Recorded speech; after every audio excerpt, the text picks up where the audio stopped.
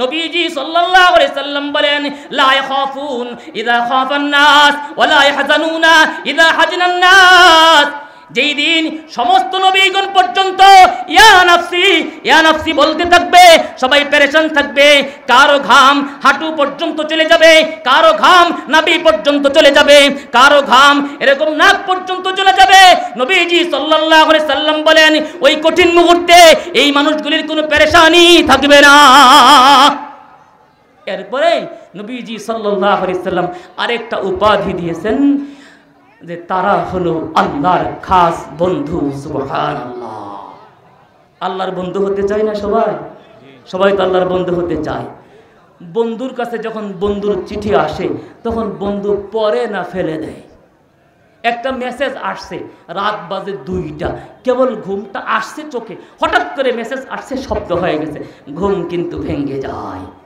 বলেন ভাঙ্গে কি ভাঙ্গে না? ভাঙ্গে কি ভাঙ্গে না? কারণ ওই মেসেজের প্রতি তার আকর্ষণ আছে। কিন্তু ঘরের পাশে মসজিদের মিনারাত থেকে মুয়াজ্জিন 4টা হরেন লাগাইয়া ডাকে, কিন্তু তারপরেও তার কানে আগিয়া ঘুম ভাঙ্গে না। কারণ এই আযানের প্রতি তার আকর্ষণ কম, ওই মেসেজের প্রতি তার আকর্ষণ বেশি।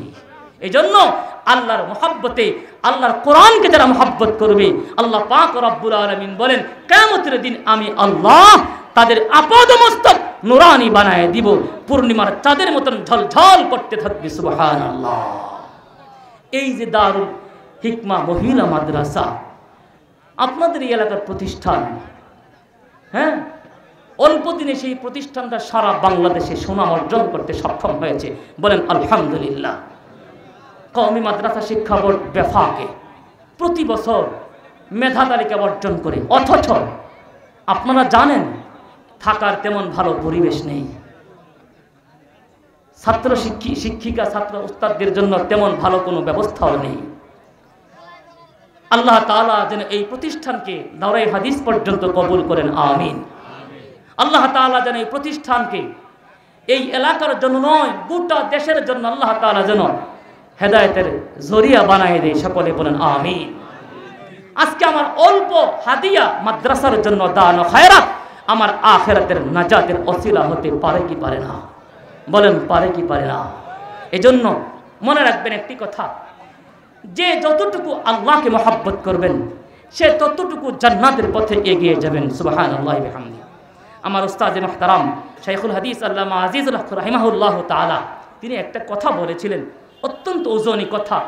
উনাদের মতন মানুষ এই কথাগুলি বললে মানুষের হেদায়েত হয়ে যাইত। আমরা মতন আইরে নাইরে নাত্তু খাইরে হুমরা সুমরা বললেও মানুষের দিলে আঘাত করে না। তারপরে উস্তাদের কথা নকল করতেছি। আল্লামা আজিজুল হক রাহিমাহুল্লাহ তাআলা আমার বুখারীর উস্তাদ, তিনি একটা কথা বলেছিলেন, বাবা যতটুকু পানিতে তুমি নামবা ততটুকুই তুমি ভিজবা। সুতরাং তুমি আল্লাহকে যতটুকু মহব্বত করবা ঠিক সেই অনুপাতে আল্লাহ তোমার জন্য জান্নাত সাজাইবে। সুবহানাল্লাহ। মহিলা প্যান্ডেলে অনেক মা বোনেরা আছেন, মাদ্রাসার অনেক ম্যাডামরা আছেন, ছাত্রীরা থাকতে পারেন। মেহেরবানি করে মা বোনদের কাছে আপনারা যান, একটু মেহেরবানি করে। জাযাকাল্লাহ। মুরব্বী 200 টাকা দান করেছেন, আল্লাহ তাআলা দান কবুল করুন, হায়াতের ভিতরে বরকত দান করুন। যারা দান করতেছেন আল্লাহ তাআলা প্রত্যেকেই হায়াতে খিজির দান করুন। সকলে বলেন আমিন। সুস্থতার সাথে দীর্ঘ নেক হায়াত দান করুন, আমিন। দুনিয়াতে যদি সুন্দর থাকা যায় আখিরাত সুন্দর হবে, আখিরাত সুন্দর হবে দুনিয়া যদি সুন্দর হয়। রাসূল হাদিসে পাকে বলেছেন, তামুতুনা কামা তাহইউন ওয়া তুহশারুনা কামা তামুতুন। দুনিয়াটা যদি ঈমানের হালতে চলে মরণ হবে ঈমানের, তোমার হাসর হবে জান্নাতীদের সাথে। আর দুনিয়াতে যদি পাপাচারের সাথে তোমার চলাচল থাকে তাহলে তোমার বদ্দীনের সাথে বেঈমানের হালতে ঈমান হারা হয়ে দুনিয়া থেকে বিদায় হইতে হবে। এই জন্য সবসময় আমরা ইলম অর্জন করতে না পারলেও আমাদের আলহামদুলিল্লাহ প্রত্যেকটা জায়গায় যথেষ্ট উলামায়ে কেরাম আছেন, প্রত্যেকটা গ্রামে গঞ্জে মাদ্রাসা আছে।